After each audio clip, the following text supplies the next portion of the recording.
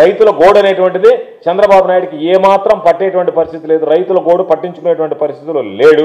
ఒక పక్క దిక్కు దోతనటువంటి స్థితిలో పాపం అన్నదాత తీవ్రమైనటువంటి అగచాట్లు పడుతుంటే చంద్రబాబు నాయుడు వాటన్నిటినీ గాలికి వదిలేసి కనీసం వాటిని సమీక్షించేటువంటి పరిస్థితి కూడా లేకుండా, ఒక్క సమీక్ష కూడా జరపకుండా అబ్బా కొడుకులు ఇద్దరు కలిసి విదేశాల్లో తిరగతా అక్కడి నుంచి కూడా దీన్ని ప్రాధాన్యతమైనటువంటి అంశం, వర్షాలు కురుస్తున్నాయి, రైతులు ఇబ్బందులు పడుతున్నారు, వేల కోట్ల రూపాయల రైతులకు సంబంధించినటువంటి పాపం నష్టపోతున్నారు అనేటువంటి కనీస ధ్యాస లేకుండా వాటిని వదిలేసి ఏదేదో అన్నీ తిరగాల్సిందే, అభివృద్ధి చేయాల్సిందే, మీరు నిధులు తేవాల్సిందే, మీరు పరిశ్రమలు తేవాల్సిందే, మేము కాదంటంలే.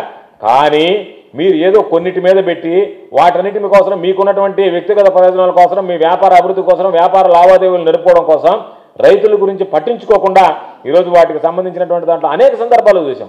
మీరు ఎంత హేళనగా మాట్లాడుతున్నారంటే టమాటో రోడ్డు, పాపం టమాటా రైతులు రోడ్డు మీద పారబోసుకుంటే దాన్ని హేళనగా మాట్లాడుతారు.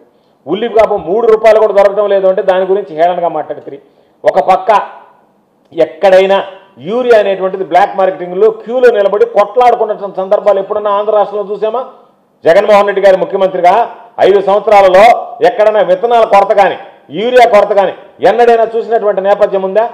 మీ ప్రభుత్వంలో మీరు వచ్చిన వెంటనే ఈరోజు పాపం రాత్రులు పొగుళ్ళు రైతులు పాపం యూరియా కోసం పంట వరి సాగు పంటను వదిలేసి, సాగును వదిలేసి, ఆ కార్యక్రమం వదిలేసి పూర్తిగా పాపం వాటికి సంబంధించి దాని మీదనే దృష్టి పెట్టాల్సినటువంటి దుస్థితి ఏర్పడింది.